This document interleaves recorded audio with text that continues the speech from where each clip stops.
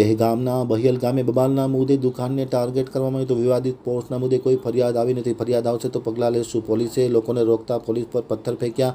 3 પોલીસને ઈજા. 3 પોલીસની ગાડીના કાચ ફોડી નાખ્યા. પ્રાઇવેટ ગાડીના કાચ ફોડ્યા. 60 લોકોની ધરપકડ. હજુ 20ની ધરપકડ બાકી. ટોળાએ દુકાન સળગાવી હતી.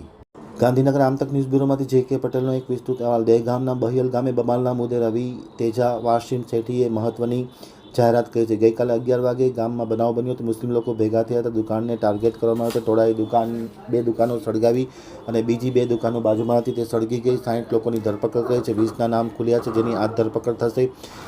પોલીસની 3 ગાડીના અને પ્રાઇવેટ ગાડીના કાચ ફોડ્યા છે.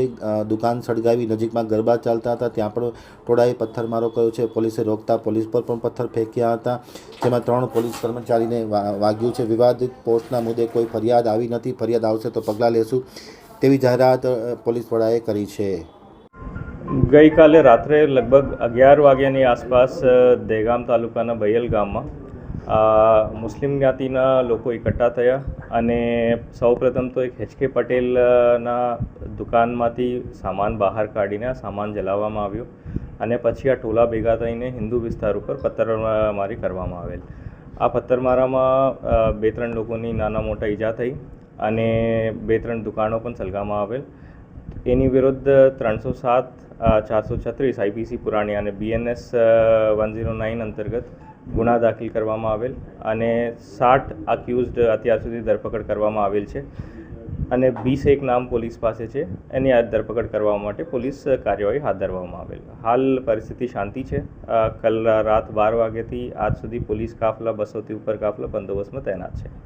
સરકારી કચેરીને ક્યાંય નુકસાન થયું હોય, એક આધાર કચેરી હતી એમાં આ વિગત મેળવવું પડશે. બટ સરકારી ગાડીઓમાં નુકસાન થઈ. 2 પોલીસ ગાડીને કાચ તોડવામાં આવેલ અને એક ફાયર બ્રિગેડની ગાડીના કાચ તોડવામાં આવેલ અને 2-3 પોલીસ પ્રાઇવેટ વ્હીકલના કાચ પણ તોડવામાં આવેલ છે. અને જેવી રીતે મેં કીધું કઈ પ્રકારની શોપ્સની નુકસાન થઈ અને 2-3 શોપ સળગાવવામાં આવેલ.